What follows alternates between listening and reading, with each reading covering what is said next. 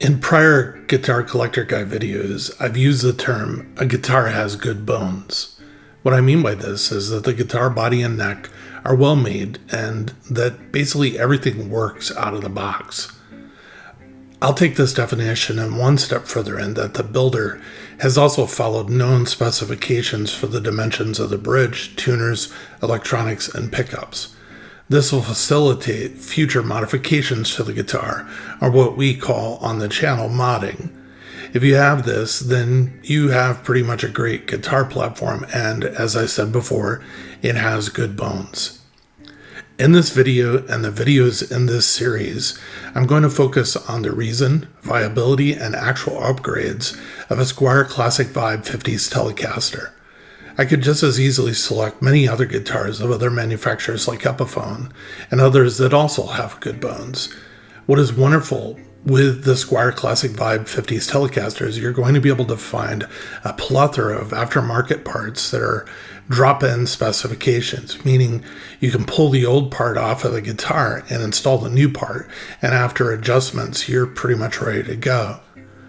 The Squire line of guitars has really grown up. Originally, Squire was seen as a line of guitars that students and beginners would use before maturing and purchasing a more expensive name brand guitar like something from the Fender line of guitars.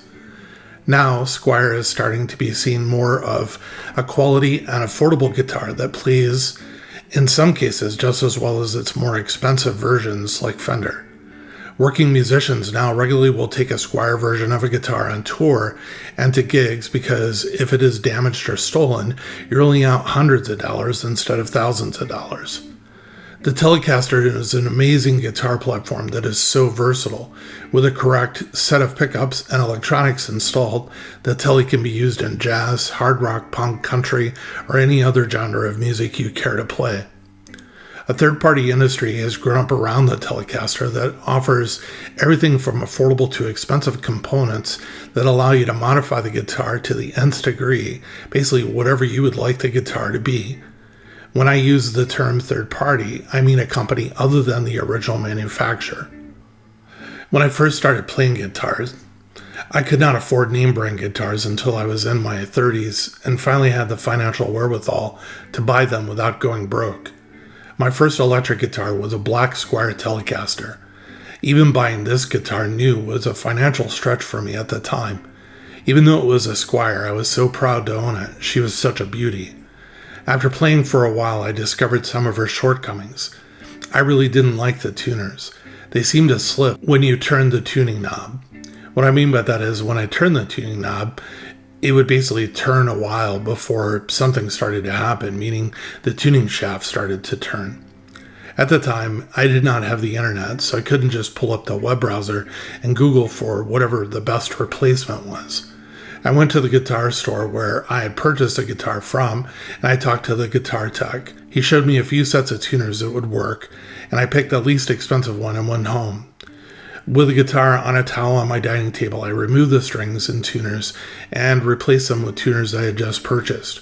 When I restrung the guitar, I was happy that the tuners I had installed were light years better than what were originally on the guitar from the factory. And the really cool effing thing was I had done this. I had replaced them. As I played my Telecaster over the years, I found other issues and did exactly the same thing that I did with the tuners.